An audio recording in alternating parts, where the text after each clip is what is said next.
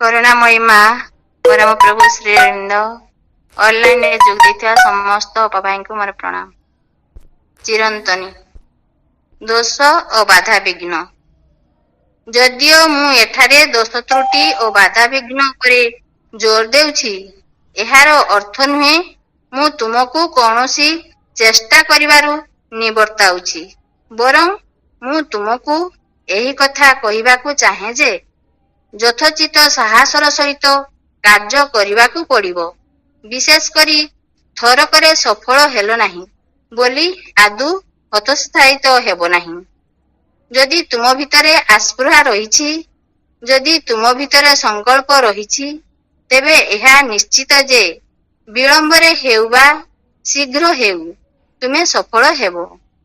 ମୁଁ ଏକଥା ସେଇମାନଙ୍କୁ କହୁଛି ଯେଉଁମାନେ ଅତି ସାଧାରଣ ପରିସ୍ଥିତିରେ ଅଛନ୍ତି, ଯେଉଁମାନେ ତୁମ ଅପେକ୍ଷା ଖୁବ୍ କମ୍ ଅନୁକୂଳ ଅବସ୍ଥାରେ ଅଛନ୍ତି, କିନ୍ତୁ ସେମାନେ ଯଦି ନିଜକୁ ଜାଣିବାକୁ ଚାହୁଁଥାନ୍ତି, ନିଜକୁ ଜୟ କରିବାକୁ ଚାହୁଁଥାନ୍ତି, ନିଜ ଉପରେ ପ୍ରଭୁତ୍ୱ ଅର୍ଜନ କରିବାକୁ ଚାହୁଁଥାନ୍ତି ଓ ନିଜକୁ ସଂଯୁକ୍ତ କରିବାକୁ ଚାହୁଁଥାନ୍ତି, ତାହେଲେ ସେମାନେ ନିଶ୍ଚୟ ସଫଳ ହେବେ।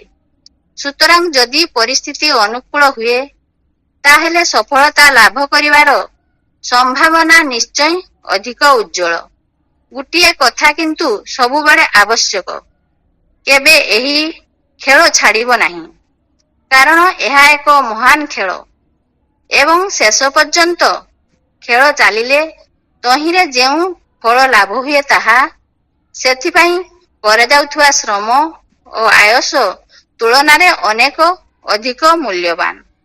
ମା ବନ୍ଦେ ମାତରମ୍। ଧନ୍ୟବାଦ ଅପା, କୃତଜ୍ଞତା ଭରା ଧନ୍ୟବାଦ ଆପଣଙ୍କୁ। ଚିରନ୍ତନୀ ପୁସ୍ତକଟି ସୁନ୍ଦର ଭାବରେ ପଠନ କରି ଶୁଣେଇଲେ, ଧନ୍ୟବାଦ। ବନ୍ଦେ ମାତରମ୍, ପ୍ରଣାମ। ବର୍ତ୍ତମାନ ଅନୁରୋଧ କରୁଛି ପୂଜ୍ୟ ରବି ଭାଇଙ୍କୁ, ଭାଇ ତାଙ୍କର ଆଲୋଚନା ରଖିବେ। ଭାଇଙ୍କୁ ଅନୁରୋଧ, ଭାଇ ତାଙ୍କର ଆଲୋଚନା ଆରମ୍ଭ କରିବେ। ପୂଜ୍ୟ ରବି ଭାଇ, କଟକ।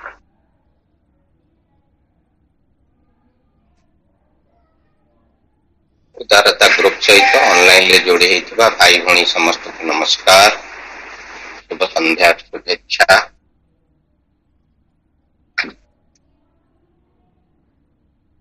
ପ୍ରଭୁଙ୍କର ଜନ୍ମ ମାସ ଚାଲିଛି ଏବଂ ଆଉ ମାତ୍ର 2 ଦିନ ପରେ ସେ ଜନ୍ମ ଉତ୍ସବ, ଯାହାକି ଭାରତ ବର୍ଷର ସ୍ୱାଧୀନତା ଉତ୍ସବ ସହିତ କେଉଁ ଏକ ଅଲଙ୍ଘ୍ୟ ପ୍ରକ୍ରିୟାରେ ସନ୍ନିବେଶିତ, ତାକୁ ଆମେ ପାଳନ କରିବୁ। ମାଙ୍କ ପ୍ରତି ଅନେକ ଅନେକ କୃତଜ୍ଞତା। ପ୍ରତି ସୋମବାର ଦିନ ଦୟା ପରବଶ ହେଇ, କୃପା ପରବଶ ହେଇ ମା ଆମ୍ଭମାନଙ୍କୁ କେତେ କଥା କହୁଛନ୍ତି, ଶୁଣଉଛନ୍ତି। ଭାବିବା ଭାଇ ଭଉଣୀ ମାନେ, କାହିଁକି? ତାର ଏକମାତ୍ର ଉତ୍ତର ମନେ ରଖନ୍ତୁ, ମୋର ଯାହା ଅନୁଭବ, ଆପଣ ମାନେ ବସିଛନ୍ତି ବୋଲି ମୁଁ କହୁଛି ବୋଲି କଥା ହଉନାହିଁ। ବାସ୍ତବରେ ମା ଚାହୁଁଛନ୍ତି ବୋଲି ଆମକୁ ଏକାଠି କରିଛନ୍ତି। ଆମେ ମାନେ ବସିଛୁ, ଆମେ ମାନେ ସବୁ ଯନ୍ତ୍ର, ଯନ୍ତ୍ରୀ ହେଲେ ସିଏ। ସେଇଥିପାଇଁ କୃତଜ୍ଞତା। ଏବଂ ଆମ ଭିତରେ କେତେ କଣ ଅସୁବିଧା ଅଛି, ବାର ବାର ପରସ୍ତ କରି ଆମକୁ ଦେଖେଇ ଦଉଛନ୍ତି ଏବଂ ସଜାଡ଼ିବାକୁ ଆହ୍ୱାନ ଦଉଛନ୍ତି, ସଜାଡ଼ି ବି ଦଉଛନ୍ତି। ସେଥିପାଇଁ ଆମେ କୃତଜ୍ଞ ରହିବା, ଅଧିକରୁ ଅଧିକ ଆସ୍ପୃହା କରିବା, ଦିବ୍ୟ ପ୍ରୟାସରେ ଲାଗି ରହିବା ଏବଂ ଯାବତୀୟ ଦୋଷ ତ୍ରୁଟି ଯାହା ଆମ ଭିତରେ ଅଛି ରହିବା ସ୍ୱାଭାବିକ। ତାକୁ ଆସ୍ତେ ଆସ୍ତେ ଆସ୍ତେ ଆସ୍ତେ ଆମେ ନିଜ ଭିତରୁ ନିଜ ଚେତନାରୁ ବାହାର କରିଦେବା। ଆମେ ଅଧିକରୁ ଅଧିକ ଶୁଦ୍ଧ ହବା, ନିର୍ମଳ ହବା, ପବିତ୍ର ହବା, ମାଙ୍କ ପାଖରେ ଲାଗି ହବା ପାଇଁ ଆମେ ଅଧିକରୁ ଅଧିକ ଯୋଗ୍ୟ ହେବା।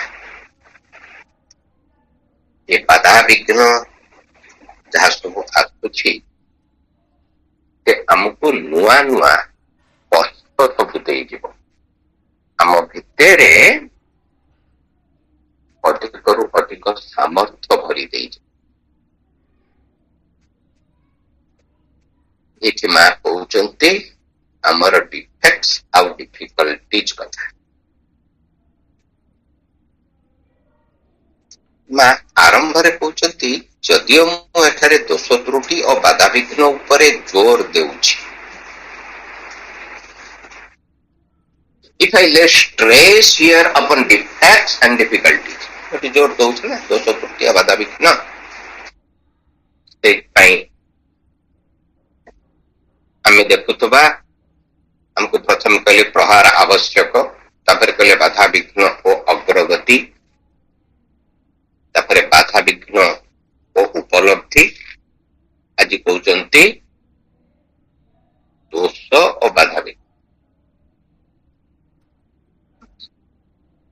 ଏହାର ଅର୍ଥ ନୁହେଁ ମୁଁ ତୁମକୁ କୌଣସି ଚେଷ୍ଟା କରିବାରୁ ନିବର୍ତ୍ତାଉଛି। ବଡ କଥା ହେଲା ପ୍ରଚେଷ୍ଟା, ଚେଷ୍ଟା କରିବା। It is not to discourage you from making an effort.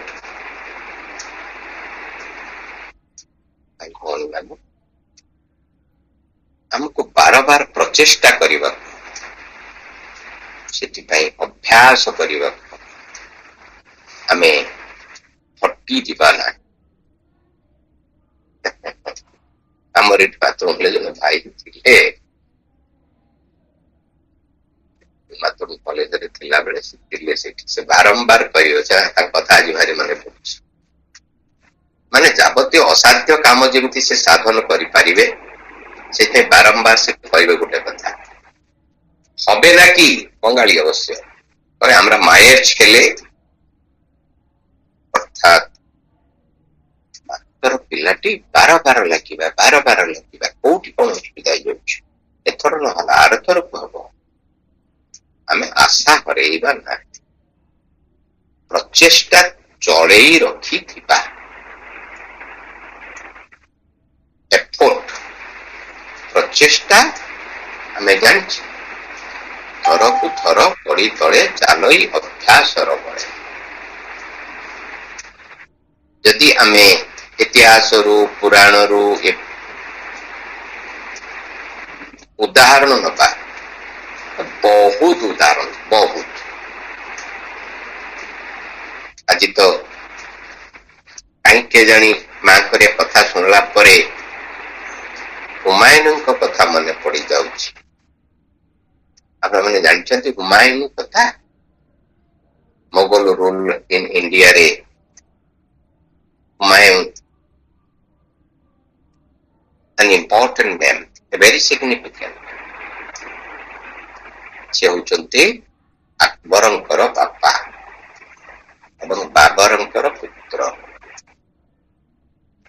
ଆପଣ ଜାଣିଛନ୍ତି ଥର ଥର କରି 11 ଥର ସେ ପରାସ୍ତ ହେଲା ପରେ ଜଙ୍ଗଲରେ ଲୁଚି ଲୁଚି ବୁଲୁଥିଲେ ଏବଂ ଶକ୍ତି ସାମର୍ଥ୍ୟ ସଞ୍ଚୟ କରି 12 ଥର ଜିତିଲେ, ଯାହା ଫଳରେ ମୋଗଲ ସାମ୍ରାଜ୍ୟ ସୁଦୃଢ ହେଲା। ଆହୁରି କେତେ କଥା। ଇଏ ତ ଇତିହାସର କଥା, ପୁରାଣ କଥା ଆଡକୁ ଯିବା। ଆପଣମାନେ ଜାଣିଛନ୍ତି ଋଷିଙ୍କ କଥା ପଢିଲେ 2 ଜଣଙ୍କ କଥା ସାମ୍ନାକୁ ସାଙ୍ଗେ ସାଙ୍ଗେ ଆସିଯାଏ। ଜଣେ ହେଲେ ବଶିଷ୍ଠ, ଆଉ ଜଣେ ହେଲେ ବିଶ୍ୱାମିତ୍ର। ବଶିଷ୍ଠଙ୍କର ଯୋଉ ଅଲୌକିକ ସାମର୍ଥ୍ୟ, ତାକୁ ଦେଖି ସାରି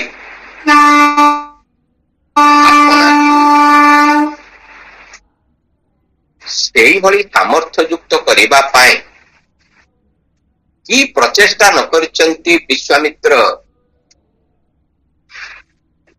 ବାପରେ ବାପରେ, ପ୍ରଥମ ଆରମ୍ଭ ହୋଇଛି କପିଳା ନାମକ ସେଇ ଯୋଉ କାମଧେନୁ ଗାଈ, ତାକୁ ନେବାକୁ ସେ ଚାହିଁଛନ୍ତି। ତାପରେ ବାରମ୍ବାର ବଶିଷ୍ଠଙ୍କ ଦ୍ୱାରା ପରାଭୂତ ହବା ପରେ କି କଠୋର ତପସ୍ୟା କରିଛନ୍ତି, ଶେଷରେ ବ୍ରହ୍ମର୍ଷି ପଦ ପାଇଛନ୍ତି। ସେ ତପସ୍ୟା ମାନେ ତାକୁ ପଢିଲେ ବିଶ୍ୱାସ କରିବେନି, ଜଣେ ଏଇ ସ୍ତରକୁ ଯାଇପାରେ।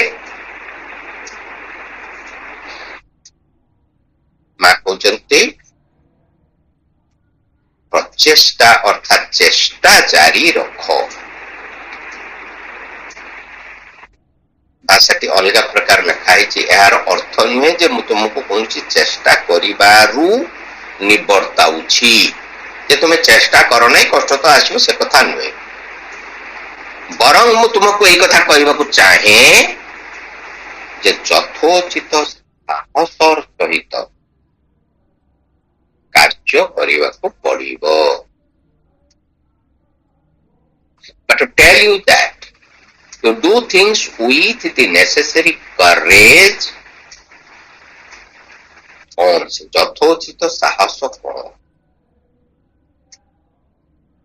ଯଥା ଉଚିତ ଯଥୋଚିତ ସାହସର ସହିତ କାର୍ଯ୍ୟ କରିବାକୁ ପଡିବ। ଏ ସାହସ ଖାଲି ବାହ୍ୟିକ ନୁହେଁ, ଏହା ଆଭ୍ୟନ୍ତରୀଣ ଆନ୍ତରିକ। ଜାଣିନି ଆପଣମାନଙ୍କ ଭିତରୁ କିଏ ସେ ମାଙ୍କର କରେଜ ବିଷୟ ପଢିଛନ୍ତି କି ନାହିଁ। ହାଇସ୍କୁଲରେ ପଢିଲା ବେଳେ ଏଇଟା ନବମ କି ଦଶମ କୋଉ ଶ୍ରେଣୀରେ ଗୋଟେ ଥିଲା, ଏକାଦଶରେ ନଥିଲା। କରେଜ, ସେଇଠି ମା ମୋରାଲ କରେଜ କଥା କହିଛନ୍ତି। ଫିଜିକାଲ କରେଜ ମାଧବ ମାଳତୀ ସେ କାହାଣୀ କଥା ମା ଅବତାରଣା କରିଛନ୍ତି। ଏ ଯଥୋଚିତ ସାହସର ସହିତ କାର୍ଯ୍ୟ କରିବା କଥା ଅର୍ଥ କଣ? ଏବଂ ପିଲାମାନଙ୍କ ମୁହଁରେ ସେଇ ପ୍ରାର୍ଥନା ବି ଦେଇଛନ୍ତି। ଆମେ କେତେ ଥର ତାକୁ ଆବୃତ୍ତି ବି କରିଛୁ। ବୀର ଯୋଦ୍ଧା କରି ଗଢ ଆମ୍ଭମାନଙ୍କୁ, ଆମ୍ଭେ ମାନେ ତାହା ହିଁ ହେବାକୁ ଚାହୁଁ। ସତରେ ଆମେ ବୀର ଯୋଦ୍ଧା ଭାବରେ କାର୍ଯ୍ୟ କରୁଛୁ ଭାଇ ଭଉଣୀ ମାନେ? ମା କହୁଛନ୍ତି ଅତୀତ ଆହୁରି ବଞ୍ଚି ରହିବାକୁ ଚାହେଁ। ଆରେ ଅତୀତ ଯଦି ବଞ୍ଚି ରହିଛି, କେମିତି ବଞ୍ଚି ରହିଛି? ଆମମାନଙ୍କ ଦ୍ୱାରା ବଞ୍ଚି ରହିଛି। ଆମମାନଙ୍କର କଥାବାର୍ତ୍ତା, ଚାଲିଚଳନ, ରୀତିନୀତି, ଆବ ଭାବ, ଠାଣି ବାଣୀ, ରଙ୍ଗ ଢଙ୍ଗ, ବ୍ୟବହାର ବିଧି, ଆମର ସାମାଜିକତା ଟିକେ କଣ ପରିବର୍ତ୍ତନ ହେଲେ ଆମେ ଯେମିତି ପାଟି କରୁଛୁ, ଆମ ଲୋକ ପାଟି କରୁଛନ୍ତି। ଯାହା ହଉଥିଲା ତାହା ହବ। ଟିକେ ଯେମିତି କହନ୍ତି ପାନରୁ ଚୂନ ଖସିଗଲେ ବାପରେ ପ୍ରଳୟ। ଏଇଭଳି ଭାବରେ ଆମ ଚିନ୍ତାରେ, ଆମ ଚେତନାରେ ଅତୀତ ବଞ୍ଚି ରହିଛି। ତାକୁ ବଦଳାଇବାକୁ ଆମର ସାହସ କାହିଁ? ଆମେ କହୁଛୁ ତାକୁ କିଏ ବଦଳେଇବ ରେ ବାବା? ତା ମାନେ କଣ? ତା ମାନେ ଯଥାର୍ଥ ପ୍ରଚେଷ୍ଟା ଆମର ହେଇନାହିଁ। ଦେଖନ୍ତୁ, ବିଶେଷ କରି ଥରକରେ ସଫଳ ହେଲ ନାହିଁ ବୋଲି ଆଦୌ ହତୋତ୍ସାହିତ ହେବ ନାହିଁ। କିଏ ଛାତରେ ହାତ ଦେଖି ମାନେ ଦେଇକରି କହିପାରିବ ଯେ ଏଇ ଯୋଉ ଜିନିଷଟି ଏହା ଚାଲିଛି ଆଉ ଚାଲିବା ଉଚିତ ନୁହେଁ, ଏହା ଆମର ଚେତନାର ଅଗ୍ରଗତିରେ ସାହାଯ୍ୟ କରୁନାହିଁ, ମୁଁ ଏହାକୁ ଅଲବତ ବଦଳେଇବି ଏବଂ ସେଥିପାଇଁ ଲାଗି ରହିବି ଏବଂ ଏଥିପାଇଁ ମାଙ୍କୁ ଆବାହନ କରିବି। ଦେଖିବା କେମିତି ହବନି? ଅଲବତ ହବ। ଦେଖନ୍ତୁ, ସେଇ କଥାଟି କୁହାଯାଇଛି ଯେ ଥରକରେ କର୍ମରେ ସଫଳ ହେଲ ନାହିଁ ବୋଲି ଆଦୌ ହତୋତ୍ସାହିତ ହେବ ନାହିଁ। ଯଦି ତୁମ ଭିତରେ ଆସ୍ପୃହା ରହିଛି, ଯଦି ତମ ଭିତରେ ସଂକଳ୍ପ ରହିଛି, ତେବେ ଏହା ନିଶ୍ଚିତ ଯେ ବିଳମ୍ବରେ ହେଉ ବା ଶୀଘ୍ର ହେଉ ତୁମେ ସଫଳ ହେବ। ଦିଟା କଥା କହିଲେ ଭାଇ ଭଉଣୀ ମାନେ। କଥା ହଉଛି ଆମେ ଗୋଟେ ଜିନିଷ ବଦଳେଇବାକୁ ଚାହୁଁଛୁ। ସର୍ବପ୍ରଥମେ କଣ ଦରକାର ଜାଣିଛନ୍ତି ଭାଇ ଭଉଣୀ ମାନେ? ପ୍ରଥମ ଦରକାର ହଉଛି ଯଥାର୍ଥ ଜ୍ଞାନ। ସେ ଜ୍ଞାନ ହଉଛି should it be changed? ମୁଁ ଜାଣିବା ଉଚିତ ମୋର କଣ ପରିବର୍ତ୍ତନ ହେବା ଉଚିତ, ମୁଁ କଣ କରୁଛି ତାହା କରିବି ନାହିଁ। ଅନେକ କହନ୍ତି ମୋର ଅଭ୍ୟାସ ହେଇଗଲାଣି, ମୁଁ ଛାଡି ପାରୁନାହିଁ। What is this? ଏହା ଏକ ଯଥାର୍ଥ କଥା କି? ଅନେକ ଆମେ ଏମିତି ବେଶ କିଛି କୁ ଅଭ୍ୟାସର ଦାସ ହେଇଛୁ। ଆମର ଶୋଇବା, ଆମର ଖାଇବା, ଆମର ବ୍ୟବହାର ବିଧି, ବେଳେ ବେଳେ ଆମେ ମିଛ କହି ପକଉଛୁ, ଅବସ୍ଥାକୁ ଅଲଗା ପ୍ରକାରେ ନେଇ ଯାଉଛୁ। ଯାହା ସବୁ ମା ମନା କରିଛନ୍ତି, କଣ କହିବ ମୁଁ ଛାଡି ପାରୁନି। ନା ଠିକ ସେମିତି ବ୍ୟକ୍ତିଗତ ସ୍ତରରେ ଯେମିତି, ପାରିବାରିକ ସ୍ତରରେ ସେମିତି, ସାମାଜିକ ସ୍ତରରେ ବି ସେମିତି। ଅନେକ କୁପ୍ରଥା ବଞ୍ଚି ରହିଛି, କୁସଂସ୍କାର ବଞ୍ଚି ରହିଛି, କାରଣ ସେ ବିଷୟରେ ଆମେ ସଚେତନ ନହୁ। ସେ ବିଷୟରେ ଆମର ଯଥାର୍ଥ ଜ୍ଞାନ ନାହିଁ।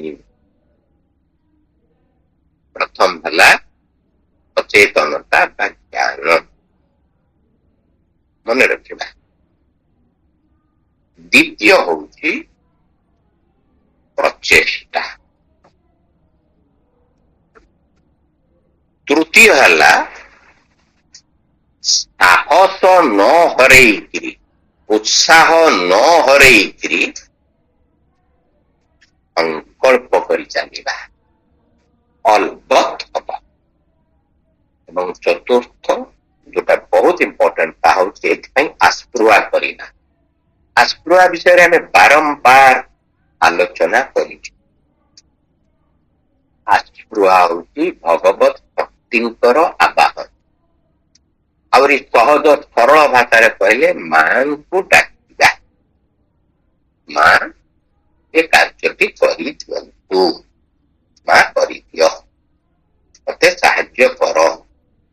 ଆଗରୁ ଆଲୋଚନା କରିଛନ୍ତି ମା, ଯେ ମୁଁ ଶୋଇ ରହିଥିବି, ତାପରେ କହି ମା ମତେ ଉଠାଅ, ନା ଏଇଟା ହେବ।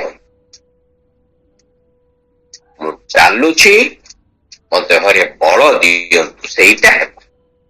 ମୁଁ ପ୍ରଚେଷ୍ଟା କରୁଛି, ମା ସହଯୋଗ କରନ୍ତୁ, ଏଇଟା ହେବ। ଏଇଟା ହଉଛି ସଂକଳ୍ପ। ତେଣୁ ଏ ଷ୍ଟେପ୍ ଗୁଡିକ ଭୁଲି ଯିବା ନାହିଁ। ପ୍ରଥମ କଥା ହେଲା ପ୍ରଚେଷ୍ଟା ଜାରି ରଖିବା। କିନ୍ତୁ କଣ ପ୍ରଚେଷ୍ଟା? ମୁଁ ଯାହା କହୁଛି ତାହା ହେଇ ନ ଯାଉ।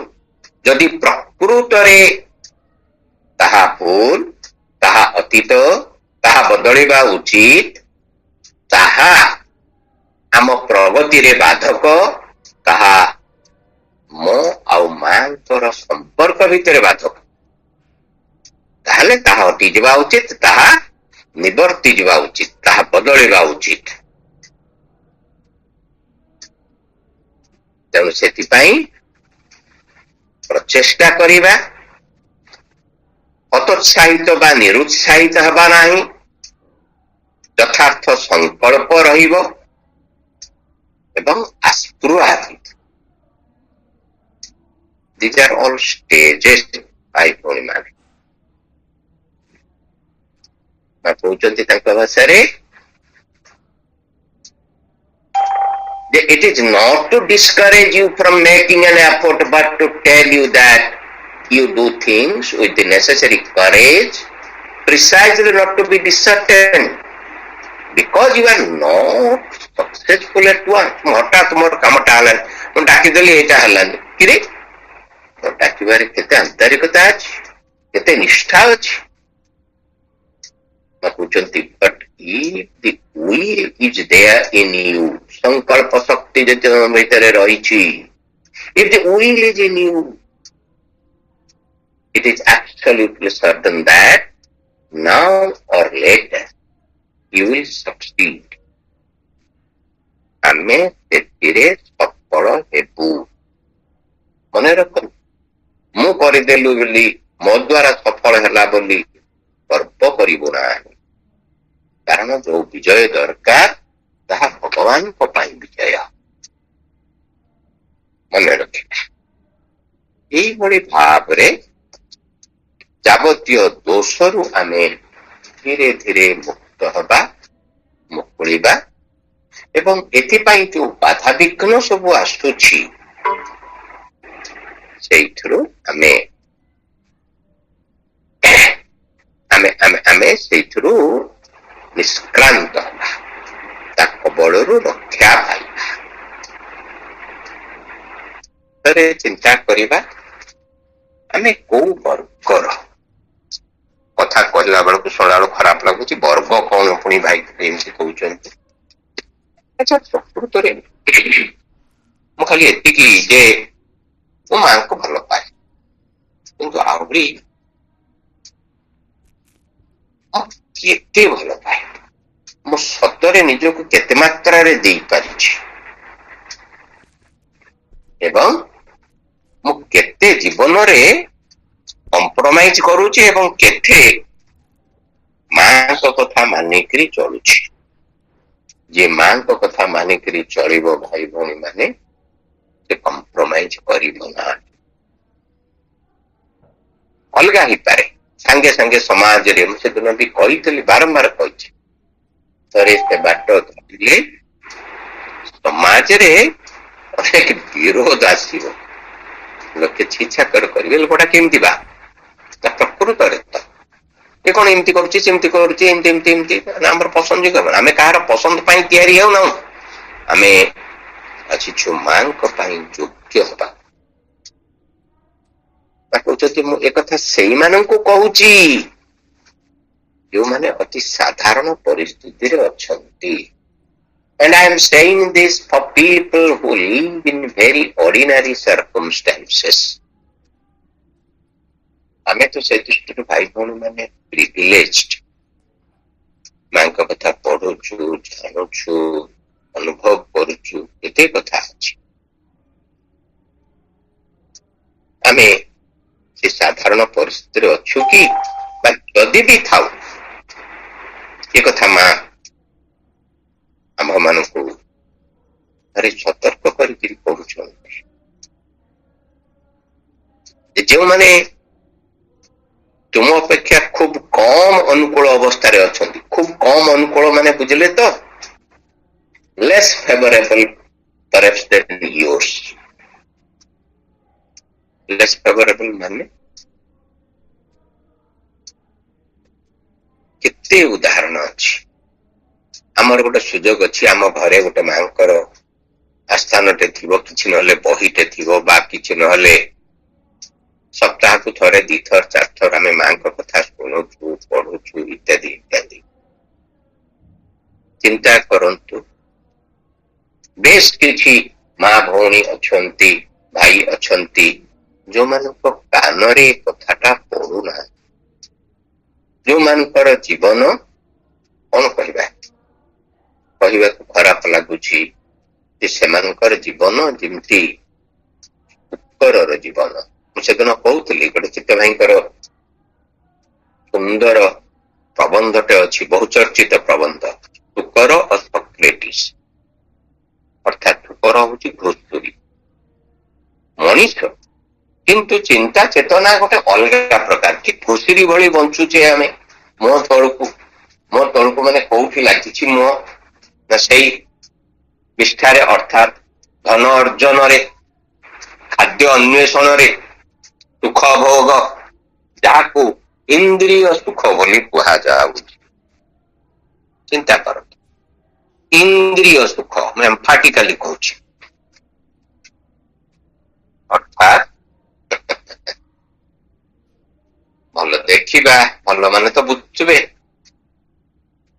ତଥାକଥିତ ଆକର୍ଷଣୀୟ ଦେଖିବା, ଆକର୍ଷଣୀୟ ଶୁଣିବା, ଆକର୍ଷଣୀୟ ଶୁଙ୍ଘିବା, ଆକର୍ଷଣୀୟ ଖାଇବା, ସ୍ୱାଦ ସ୍ୱାଦ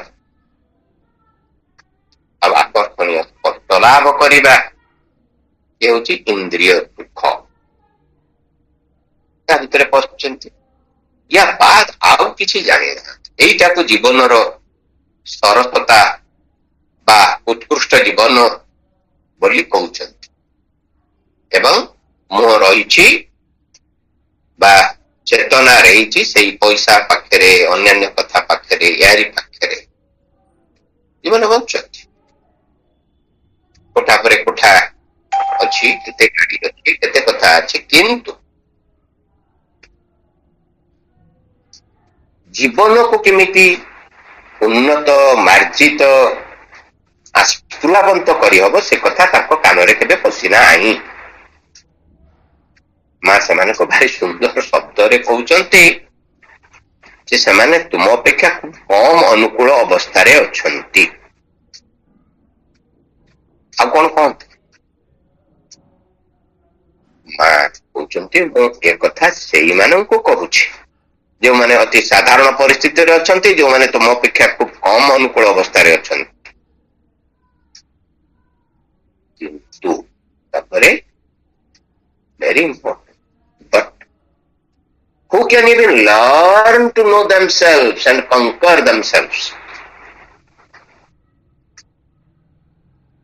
ସେମାନେ ଯଦି ନିଜକୁ ଜାଣିବାକୁ ଚାହୁଁଥାନ୍ତି, ନିଜକୁ ଜୟ କରିବାକୁ ଚାହୁଁଥାନ୍ତି,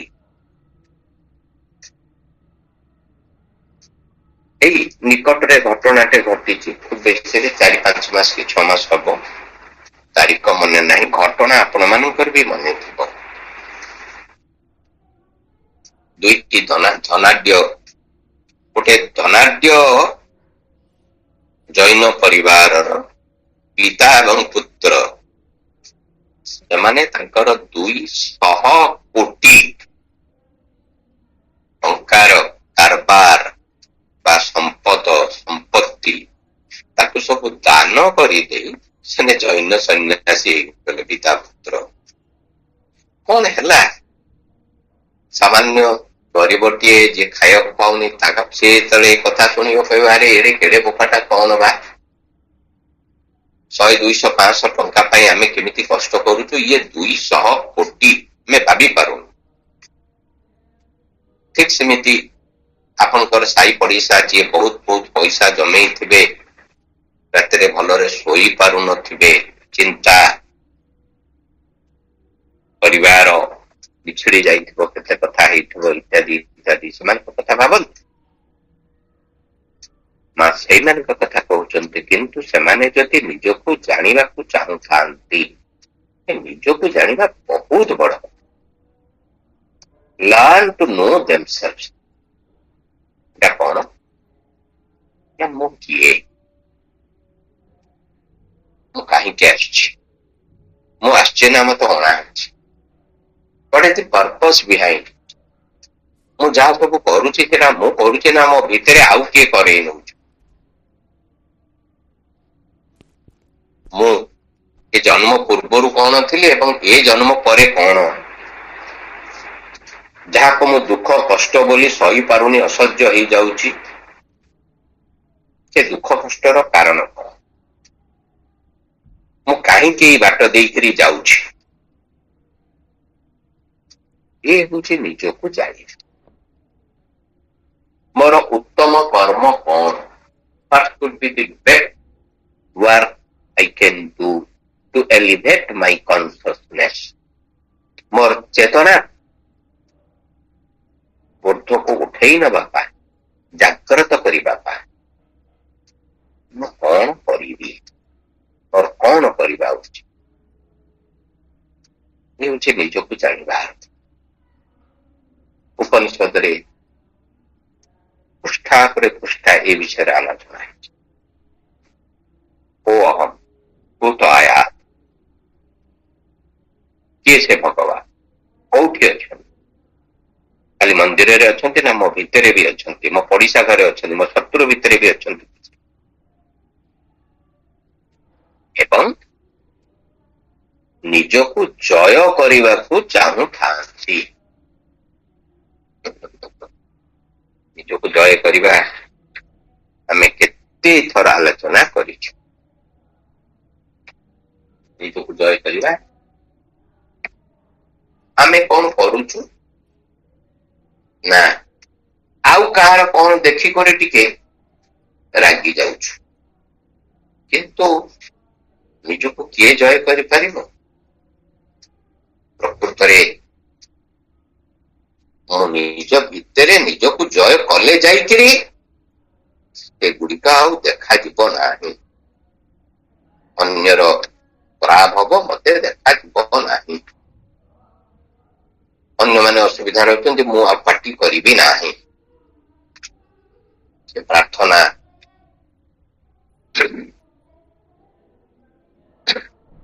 ଆମେ ଭୁଲି ଯିବା ନାହିଁ। ଏ ଯୋଉ ଅଛି कौन ये हमको मन की शक्ति देना, मन विजय करे, दूसरों की जय से पहले खुद को जय करे।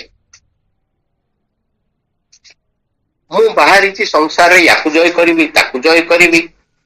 ଏ ଦେଶ ଗୁଡିକ କେମିତି ହଉଛନ୍ତି ଦେଖୁନାହାନ୍ତି।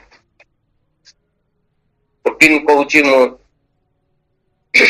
ରୁଷିଆ କହୁଛି ୟୁକ୍ରେନକୁ ଜୟ କରିବ, ୟୁକ୍ରେନ କହୁଛି ରୁଷିଆକୁ ଜୟ କରିବ। ଖାଲି ସେତିକି ନାହିଁ, ପୃଥିବୀରେ କେତେ କେତେ ଯୁଦ୍ଧ ଏକାବେଳେ ଚାଲିଛି। କିନ୍ତୁ ଅସଲ ବିଜୟ ହଉଛି ନିଜ ଉପରେ ବିଜୟ।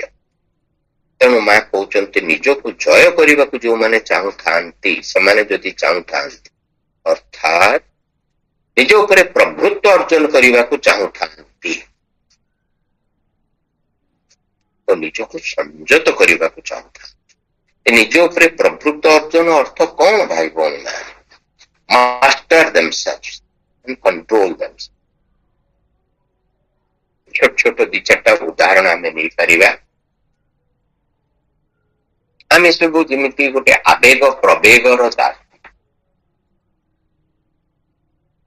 ଖାଇବାକୁ ପ୍ରବଳ ଇଚ୍ଛା ହଉଛି, ଏଇଟା ଖାଇବି, ସେଇଟା ଖାଇବି, ସେଇଟା ଖାଇବି। ପିନ୍ଧିବାକୁ ଇଚ୍ଛା ହଉଛି। ଠିକ ସେମିତି ଘର ଦ୍ୱାର କରିବାକୁ, ଏମିତି ରହିବାକୁ ଭାରି ଇଚ୍ଛା ହଉଛି। ଆହୁରି ଆକୁ ଯାଇକିରି ମୋ ସ୍ତ୍ରୀ ଏମିତି ହେବେ, ମୋ ସ୍ୱାମୀ ଏମିତି ହେବେ, ମୋ ପିଲା ଏମିତି ହେବେ, ବନ୍ଧୁବାନ୍ଧବ ଏମିତି ହେବେ, ଏମିତି ବି ଇଚ୍ଛା ହଉଛି। କାହିଁକି ଇଚ୍ଛା ହଉଛି? ନା ଏ ହଉଛି ଆମ ଭିତର ଆବେଗ ପ୍ରବେଗର କଥା।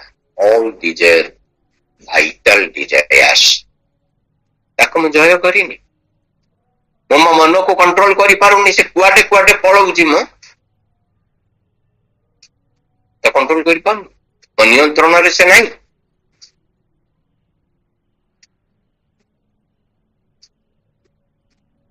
ମୁଁ ଯେତେବେଳେ ଚାହୁଁଛି ସେତେବେଳେ ଶୋଇପାରୁଛି, ଯେତେବେଳେ ଚାହୁଁଛି ଉଠି ପାରୁଛି କି? ମୁଁ ଗୋଟେ ସ୍ଥିର କରିଛି ଏତିକି ବେଳେ ଶୋଇବି, ଏତିକି ବେଳେ ଉଠି ପାରୁଛି କି? ମୁଁ ଚାହୁଁଛି ଆଜି ଏତେ ପୃଷ୍ଠା ପଢିବି, ଏ ମାଙ୍କୁ ପଢିବି, ଏହା କରିବି, ସେୟା କରିବି, କରିପାରୁଛି କି? ବା ଭଲ ବହି କିଛି ପଢିବି, ଭଲ କଥା ଶୁଣିବି, ଇତ୍ୟାଦି ଯଦି ଭଲ ଲୋକ ସାଙ୍ଗରେ ମିଶିବି ପାରୁଛି କି? ଅର୍ଥାତ୍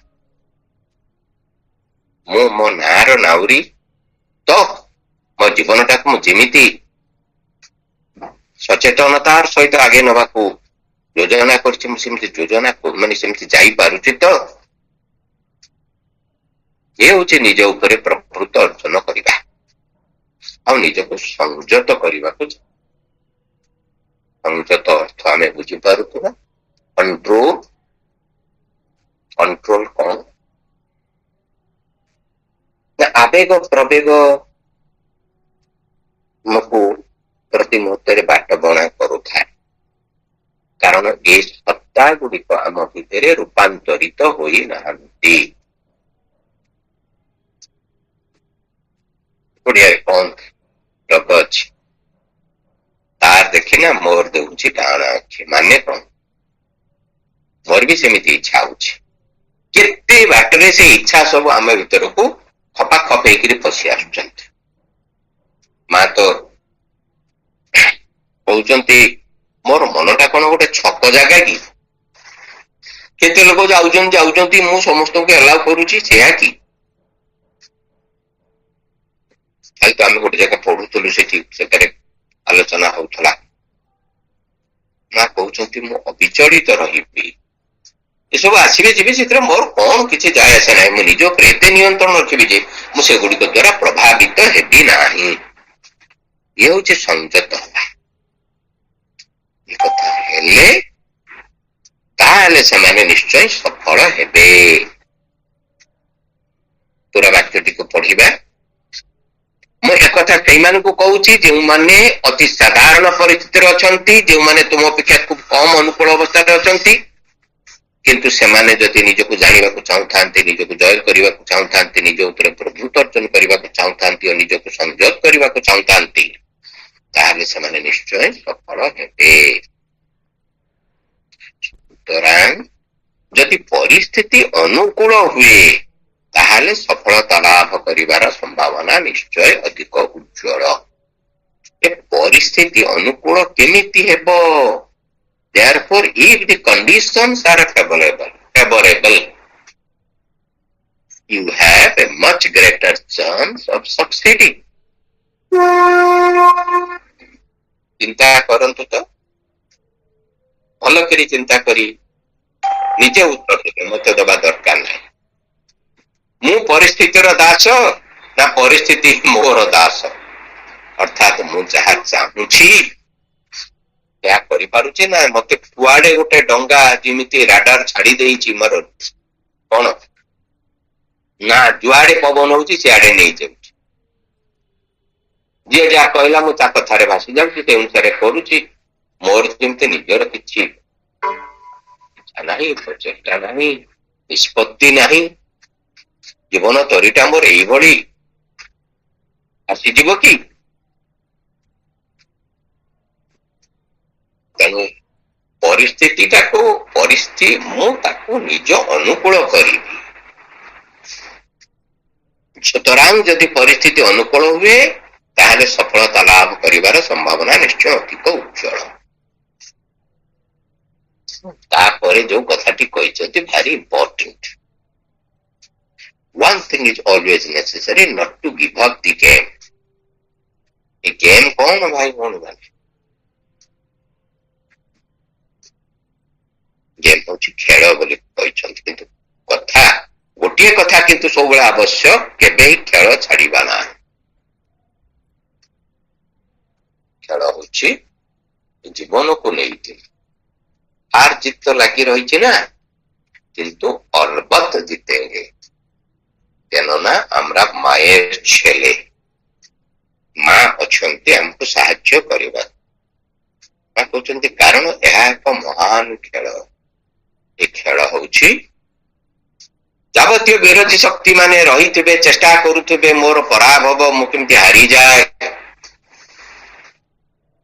କିନ୍ତୁ ମୁଁ ହାରିବି ନାହିଁ। ମୁଁ ବାରମ୍ବାର ଚେଷ୍ଟା କରିବି ଜିତିବା ପାଇଁ। ସେଇଠି କଥା ଏଠି କୁହା ହଉଛି କାରଣ ଏହା ଏକ ମହାନ ଖେଳ। For it is a great game and the result is worth the trouble of playing it through. ଏବଂ ଶେଷ ପର୍ଯ୍ୟନ୍ତ ଖେଳ ଚାଲିଲେ ତହିଁରେ ଯୋଉ ଫଳ ଲାଭ ହୁଏ, ଖେଳ ହଉଛି ନିଜ ଉପରେ କର୍ତ୍ତୃତ୍ୱ ହାସଲ କରିବା,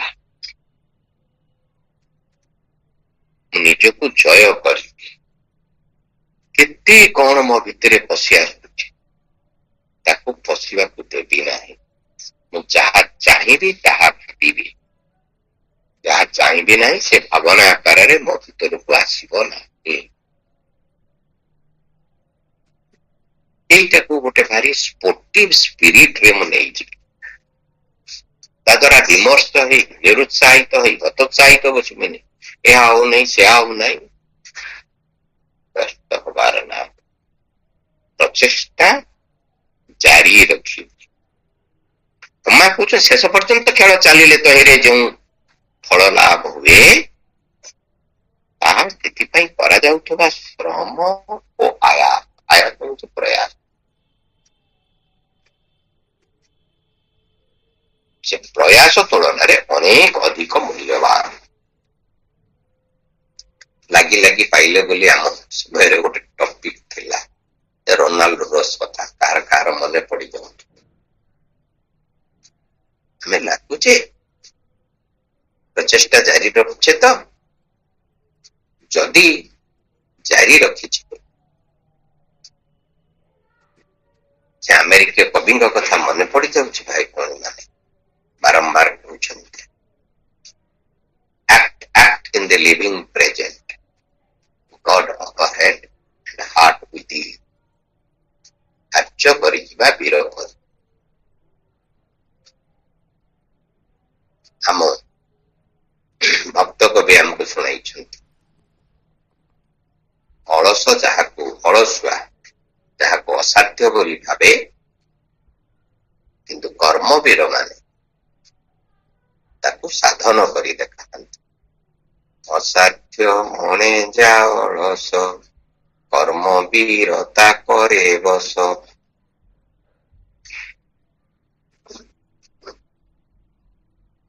ବନବୋଧରେ ଆମେ ପଢିଥିଲୁ, ଆମେ ସବୁ କର୍ମବୀର ହବା,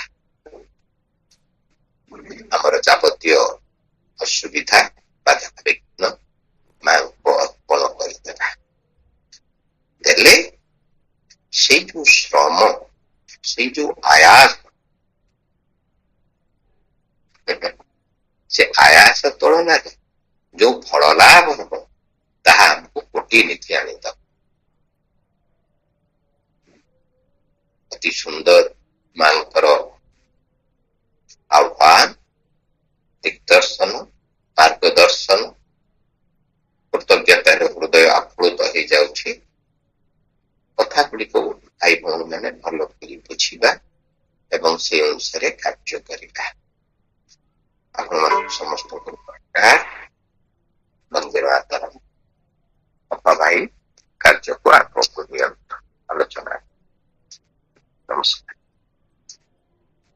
ଧନ୍ୟବାଦ ଭାଇ, ଆନ୍ତରିକ ଧନ୍ୟବାଦ ଆପଣଙ୍କୁ, କୃତଜ୍ଞତା ଭରା ପ୍ରଣାମ। ବହୁତ ସୁନ୍ଦର ଭାବରେ ଆଲୋଚନା ରଖିଲେ ଭାଇ, ପ୍ରତିଟା ବିଷୟ ଉପରେ ଆପଣ ଏତେ ସୁନ୍ଦର ବିଶ୍ଳେଷଣ କଲେ, ବହୁତ ମର୍ମସ୍ପର୍ଶୀ ଥିଲା। ଧନ୍ୟବାଦ ଭାଇ। ପୁଣି ଥରେ ଆପଣଙ୍କୁ କୃତଜ୍ଞତା ଭରା ଆନ୍ତରିକ ପ୍ରଣାମ ଜଣାଉଛି ଭାଇ, ଧନ୍ୟବାଦ। ପୁଣି ଥରେ ଅନୁରୋଧ କରିବେ ପୂଜ୍ୟ ଧୀରେନ୍ଦ୍ର ଭାଇ ଦି ଚାରି ପଦ ବୋଲିବେ। ପୂଜ୍ୟ ଧୀରେନ୍ଦ୍ର ଭାଇ। ଆଜି ଆଉ ଏକ ସନ୍ଧ୍ୟା, ଚିରନ୍ତନୀ ସନ୍ଧ୍ୟା, 123 ପୃଷ୍ଠାର ସନ୍ଧ୍ୟା। ଏ ଅଧ୍ୟାୟ କେତେ ଗୁରୁତ୍ୱପୂର୍ଣ୍ଣ ଆପଣମାନେ ଶୁଣିଲେ। ଭାଇ ପାଠ କରୁଥିଲେ, ବ୍ୟାଖ୍ୟା କରୁଥିଲେ ଯେ ପ୍ରଥମେ ଆରମ୍ଭ ହୋଇଥିଲା ଏଇ ଦୋଷ ତ୍ରୁଟିରୁ, ବାଧା ବିଘ୍ନରୁ, ଏବଂ ଶେଷରେ ଯୋଉ ଶବ୍ଦଟି କହିଲେ ତାହା ଅନେକ ଅଧିକ ମୂଲ୍ୟବାନ, ଅର୍ଥାତ୍ ଲାଗି ରହିବା, ଛାଡିବା ନାହିଁ। ବିଜୟର ବରଣମାଳା ତାହାରି ପାଇଁ, ବିଜୟର ପୁଷ୍ପମାଲ୍ୟ ତାହାରି ପାଇଁ, ଯେ ଅନବରତ ଲାଗି ରହିଥାଏ, ଚେଷ୍ଟା ଜାରି ରଖିଥାଏ, ବିଜୟ ମୁକୁଟ ସେ ହିଁ ପିନ୍ଧେ। ଏଇ ମର୍ମରେ କେତେ କଥା ଆଲୋଚନା ହେଇଛି, ଭାଇ ଉଦାହରଣ ସହକାରେ ବହୁ କଥା କହିଛନ୍ତି ଯେ ଯଦି ଜଣେ ବ୍ୟକ୍ତି ନିଜକୁ ଖୋଜେ, ଅନୁସନ୍ଧାନ କରେ, ମୁଁ କିଏ, ମତେ ଯୋଉ ଜନ୍ମଟି ଦିଆଯାଇଛି, ଏ ଜନ୍ମରେ ମୁଁ ଗତ ଜନ୍ମରେ ମୋର ଯାହା ପରିବେଶ ପରିସ୍ଥିତି ଥିଲା ନିଶ୍ଚୟ ଉନ୍ନତତର, ଏବଂ ଏଇ ଜନ୍ମରେ ମୋର ଯଥାସାଧ୍ୟ କର୍ତ୍ତବ୍ୟ ମୁଁ କେତେ କରିପାରୁଛି, ଏବଂ ଯୋଉ ବିଜୟର କଥା ଉଠୁଛି, ବାରମ୍ବାର ବିଫଳ ହଉଛି, ମୁଁ ହାରି ଯାଉଛି, ୟା ପଛର କାରଣଟି କୋଉଠି? ଗୋଟେ ଗାଁରେ ନୂଆ ଏମଇ ସ୍କୁଲ ହେଲା, ବହୁତ ପୁରୁଣା କଥା କହୁଛି, ସେତେବେଳେ ଟିଚର ନାହିଁ। ଗୋଟେ ଗାଁରେ 2 ଜଣ ମେଟ୍ରିକ ପରୀକ୍ଷା ଦେଇଥିଲେ ଯେ ସେମାନେ ପାସ୍ କରିବେ, ସେଇ 2 ଜଣ ଟିଚର ରହିବେ। ଆଚ୍ଛା, 2 ଜଣରୁ ଜଣେ ପାସ୍ କଲା, ଜଣେ ଫେଲ ହେଇଗଲା। ଆଉ ଯିଏ ଟିଚରସିପ କଲେ, ସେ ତ ମେଟ୍ରିକ ପାସ୍ କଲେ। ଆଉ ଜଣେ ଖୁବ ଧନୀ ଘର ପିଲା, ସିଏ କିନ୍ତୁ ଆଉ ପାସ୍ କରିପାରିଲାନି। ଅର୍ଥାତ୍ ତା ଭିତରର ସେଇ ଯୋଉ କଥା ମା ଏ କଥାରେ ବର୍ଣ୍ଣନା କରିଛନ୍ତି, ସେ ଚାହିଁବା ଦରକାର। ଏବଂ ଆଉ ଗୋଟେ କଥା, ସଂଯତ ଭାବ। ବହୁ ପ୍ରକାର ସମସ୍ୟା ଆସିବ, ବାଧା ଆସିବ, ତାକୁ ଅତିକ୍ରମ କରିବା ପାଇଁ ଇଏ ଗୋଟିଏ ଉଚ୍ଚ ଭାବନା, ଯାହାକୁ ମା କହିଛନ୍ତି ସାହସ। ଭାଇ କହୁଥିଲେ ଇଣ୍ଟିଗ୍ରାଲ ସ୍କୁଲ ମାନଙ୍କରେ ଏବେ ବି ବୋଲାଯାଏ, ଧୀର ଯୋଦ୍ଧା କରି ଗଢ ଆମ୍ଭ ମାନଙ୍କୁ। ପ୍ରକୃତରେ ବୀର ଯୋଦ୍ଧା କଣ? କଣ ଯୁଦ୍ଧ କରିବା ପାଇଁ ଯିବେ? ଯୋଉ ସମୟ ଆମକୁ ବର୍ତ୍ତମାନ ଦିଆଯାଇଛି, ଏ ସମୟ ସହିତ ତାଳ ଦେଇ ଆମକୁ ସତ୍ୟର ଜୀବନ ଯାପନ କରିବା ପାଇଁ, ସଫଳତା ପାଇଁ, ଆମର ଅଗ୍ରଗତି ପାଇଁ ଆମର ସାହସିକତାର ଆବଶ୍ୟକତା ଅଛି। ଆଉ ଯୋଉମାନେ ଦୁର୍ବଳ, ଯୋଉମାନେ ଅନ୍ୟ ଉପରେ ଭରସା କରନ୍ତି, ନିଜ ଉପରେ କର୍ତ୍ତୃତ୍ୱ ନଥାଏ, ସେମାନେ ବାରବାର ହାରନ୍ତି। ତେଣୁ ଏହି ମର୍ମରେ ଜୀବନର ଅସଲ ରହସ୍ୟ କୋଉଠି? ଜୈନ ସନ୍ନ୍ୟାସୀ କଥା ଭାଇ କହୁଥିଲେ ଯେ ସେମାନେ ଏତିକି ଧନଶାଳୀ, 200 କୋଟି ଟଙ୍କା ଦାନ କରିଦେଇ ଜୈନ ସନ୍ନ୍ୟାସୀ ହେଇଗଲେ। ତାଙ୍କ ଜୀବନର ଲକ୍ଷ୍ୟ ତାହା ହିଁ ଥିଲା, ତାଙ୍କ ଜୀବନର ସ୍ତର ସେହା ହିଁ ଥିଲା। ତେଣୁ ବ୍ୟକ୍ତି ଯଦି ନିଜକୁ ପରମଙ୍କ ଉପରେ ଛାଡି ଦିଏ, ମାଙ୍କ ଉପରେ ଛାଡି ଦିଏ, ଯେ ମୁଁ ଯାହା କରୁଛି ମୋ ଭିତରେ ସେ କରୁଛନ୍ତି, ମୁଁ କେହି ନୁହେଁ, ଆଇ ଏମ୍ ନାଥିଂ, ଆଇ ହେଭ୍ ନାଥିଂ, ଏହି ପରିବେଶ, ଏହି ପରିବାର ମତେ କିପରି ମିଳିଛି, କାହିଁକି ମିଳିଛି, ଏଇ ବାଟରେ ମୁଁ କାହିଁକି ଚାଲିଛି ଇତ୍ୟାଦି ଏହି ପ୍ରଶ୍ନ ଯଦି ଜଣେ ନିଜ ଭିତରେ ରଖନ୍ତା, ତାହେଲେ ତା ପାଇଁ ଏତେ ସହଜ ରାସ୍ତା ମିଳିଯାନ୍ତା। ତେଣୁ ଆମେ କଣ ଦେଖି ପକେଇଲୁ, କିଏ କଣ କହିଲା, ଆମେ ରାଗି ଯାଉଛୁ, ଅଭିମାନ କରୁଛୁ, ଆଉ ଆମେ ଅସଲ ଲକ୍ଷ୍ୟରୁ ଓହରି ଯାଉଛୁ, ନିଜର ଜୟ କଥା ଆଉ ଆମର ବହୁତ ପଛକୁ ଚାଲି ଯାଉଛି। ତେଣୁ ମା କହନ୍ତି ଅସଲ ବିଜୟ ହେଉଛି ତୁମ ନିଜ ଉପରେ ବିଜୟ। ଭାଇ କହୁଥିଲେ ଯେ ନିଜ ଉପରେ ପ୍ରଭୁତ୍ୱ ଅର୍ଜନ କରିବା, नो योर सेल्फ, ନିଜକୁ ଆଗ ଜାଣ। ଆମ ଭିତରେ ଆବେଗ ପ୍ରେବେଗ ସବୁ ଅଛି। ଆମେ ଚାହୁଁଛୁ ଖାଇବାକୁ, ଆମର ଇଚ୍ଛା ହଉଛି, ଏମିତି ଖାଇବି, ସେମିତି ଖାଇବି, କେମିତି କଥା, ମୁଁ ଅମୁକ ଘର ପିଲା, ମୁଁ ଖାଇବିନି? ଆରେ ସେ ଲୋକମାନେ ଏମିତି ପିନ୍ଧୁଛନ୍ତି, ମୋର ଏମିତି ଲୁଗା ପିନ୍ଧିବାକୁ ପଡିବ, ଏମିତି ଏତେ ଦାମର ଶାଢୀ ଦରକାର, ଇତ୍ୟାଦି ଇତ୍ୟାଦି। ଘରଟି ଏମିତି ହବ, ସରେ ସିଏ 2 ମହଲା କଲେ ମତେ 3 ମହଲା ଘର ଦରକାର ଅଛି। ତେଣୁ ଏହା ଉପରେ ଜୟ କରିବାକୁ ପଡିବ, ନିଜ ଉପରେ ପ୍ରଭୁତ୍ୱ ପଣିଆ ରଖିବାକୁ ପଡିବ। ତେଣୁ ଭାଇ କହୁଥିଲେ ମୁଁ କଣ ପଢିବା ପାଇଁ ଚାହୁଁଛି, ମୁଁ କଣ ଶୁଣିବା ପାଇଁ ଚାହୁଁଛି, ମୁଁ କଣ ଦେଖିବା ପାଇଁ ଚାହୁଁଛି, ଏ କଣ ପାରୁଛି କି? ପାରୁନାହିଁ। କାରଣ ଏ ମନ ଗୋଟେ ଛକ ଜାଗା, ଯେ ମନ ସହଜରେ ଏ ଭଗବାନଙ୍କ ଆଡକୁ ନେଇଯାଏ ନାହିଁ।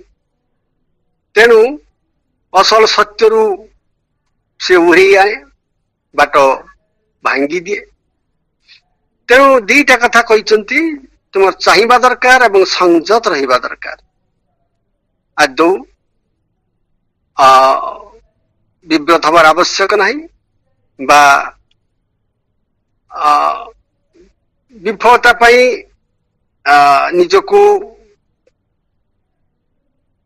ପଛକୁ ଠେଲି ଦେବାର ନାହିଁ, କାରଣ ପରିସ୍ଥିତି ନିଶ୍ଚୟ ଦିନେ ଅନୁକୂଳ ହବ। ମା ଅଛନ୍ତି, ଆମକୁ ସାହାଯ୍ୟ କରିବେ। ତେଣୁ ଅନ୍ୟ ଶକ୍ତି ମାନେ ଲାଗନ୍ତି ଆମକୁ ପରାଜିତ କରିବା ପାଇଁ, କିନ୍ତୁ ବିଜୟ ଅନିବାର୍ଯ୍ୟ। ଜୀବନଟା ଏକ ଖେଳ ଭଳି। ଏବଂ এই ପ୍ରସଙ୍ଗରେ ଭାଇ ଆମେରିକାର କବି ଭକ୍ତ କବିଙ୍କ କଥା କହୁଥିଲେ ଯେ ଏ ଖେଳରେ ଆମକୁ ଜୟଲାଭ କରିବାକୁ ହେଲେ ଆମକୁ ଶେଷ ପର୍ଯ୍ୟନ୍ତ ଖେଳିବାକୁ ପଡିବ। ଆମେ ସାମାନ୍ୟତମ 2 ପାଦ ଯାଇ ପଛିଗଲେ ଚଳିବ ନାହିଁ।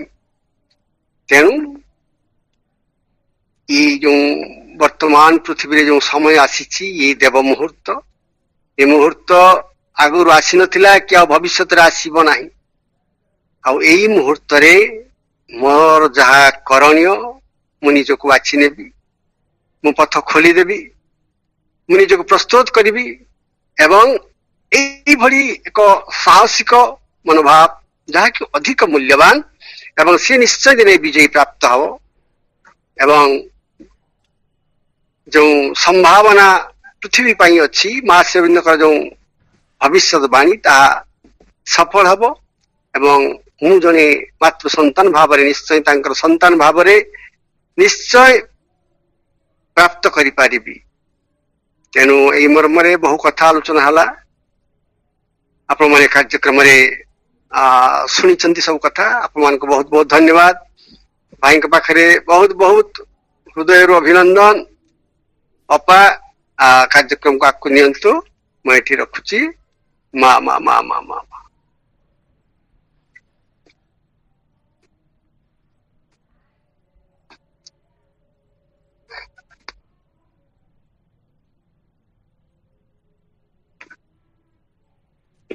ଧନ୍ୟବାଦ ଭାଇ।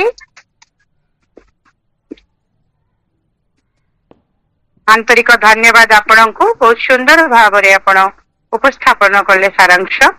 ଧନ୍ୟବାଦ ପୁଣି ଥରେ। ପ୍ରଣାମ ଆପଣଙ୍କୁ। ବର୍ତ୍ତମାନ ଅନୁରୋଧ କରିବି ସରୋଜିନୀ ନନ୍ଦ ଅପାଙ୍କୁ, ସମ୍ବଲପୁର। ଆମର ପ୍ରିୟ ସରୋଜିନୀ ଅପା ମାତୃ ଭଗବତ ସେବକର ପ୍ରାର୍ଥନାଟିଏ ବୋଲିବେ। ପ୍ରିୟ ସରୋଜିନୀ ଅପା, ସମ୍ବଲପୁର। କରୁଣାମୟୀ ମା, ପରମ ପ୍ରଭୁ ଶ୍ରୀ ଅରବିନ୍ଦ, ଅନଲାଇନରେ ଯୋଗ ଦେଇଥିବା ସମସ୍ତ ଅପା ଭାଇମାନଙ୍କୁ ମୋର ନମସ୍କାର। ଭଗବତ ସେବକର ପ୍ରାର୍ଥନା। ବିଘ୍ନ ବିନାଶନ ହେ ଭଗବାନ, ଜୟ ହେଉ ତୁମର। ଆମ ମାନଙ୍କ ଅନ୍ତରରେ କିଛି ହେଲେ ଯେପରି ବିଘ୍ନ ନ ଘଟାଏ ତୁମରି କାର୍ଯ୍ୟରେ, କିଛି ହେଲେ ଯେପରି ତୁମ ଆବିର୍ଭାବରେ ବିଳମ୍ବ ନ ଘଟାଏ, ସକଳ ବିଷୟରେ ସକଳ ମୁହୂର୍ତ୍ତରେ ପୂର୍ଣ୍ଣ ହେଉ ତୁମର ଇଚ୍ଛା। ତୁମ ସମ୍ମୁଖରେ ଛିଡା ହୋଇଛୁ ଆମେ ମାନେ। ତୁମ ଇଚ୍ଛା ହିଁ ଆମମାନଙ୍କ ମଧ୍ୟରେ, ଆମମାନଙ୍କ ସତ୍ତାର ପ୍ରତ୍ୟେକ ଅଙ୍ଗରେ, ପ୍ରତ୍ୟେକ କର୍ମରେ, ଉଚ୍ଚତମ ଚୂଡାରୁ ତୁଚ୍ଛତମ ପ୍ରତ୍ୟେକଟି କୋଷରେ ପୂର୍ଣ୍ଣ ହେଉ। ତୁମଠାରେ ଆମ ମାନଙ୍କ ନିଷ୍ଠା ହୁଏ ଯେପରି ସର୍ବାଙ୍ଗୀନ ଓ ଚିରନ୍ତନ। ଆମେମାନେ ଅନ୍ୟ ସବୁ କିଛି ପରିହାର କରି ଚାହୁଁ ସମ୍ପୂର୍ଣ୍ଣ ରୂପେ ତୁମ ପ୍ରଭାବର ଅଧୀନରେ ରହିବାକୁ। ଆମେମାନେ କେବେ ହେଁ ଯେପରି ନ ଭୁଲୁ ତୁମ ନିକଟରେ ଗଭୀର ଭାବରେ, ନିବିଡ଼ ଭାବରେ କୃତଜ୍ଞ ହୋଇ ରହିବାକୁ। ପ୍ରତି ମୁହୂର୍ତ୍ତରେ ତୁମେ ଆମମାନଙ୍କୁ ଯେଉଁ ଅପରୂପ ସମ୍ପଦ ସବୁ ଦାନ କରି ଯାଉଛ, ସେ ସବୁର କିଛି ଯେପରି ଆମେମାନେ ଅପଚୟ ନ କରୁ। ଆମମାନଙ୍କର ପ୍ରତ୍ୟେକ ଅଙ୍ଗ ଯେପରି ତୁମ କାର୍ଯ୍ୟରେ ସହଚର ହୁଏ, ସେ ସବୁ ଯେପରି ପ୍ରସ୍ତୁତ ହୋଇ ଉଠନ୍ତି ତୁମରି ସିଦ୍ଧି ସକାଶେ। ପରମ ସିଦ୍ଧିକର୍ତ୍ତା ହେ ଭଗବାନ, ଜୟ ହେଉ ତୁମର। ତୁମ ବିଜୟରେ ଦିଅ ଆମମାନଙ୍କର ଜ୍ୱଳନ୍ତ, ସକ୍ରିୟ, ଚରମ ଓ ଅଟଳ ବିଶ୍ୱାସ। ମା ବନ୍ଦେ ମାତରମ୍।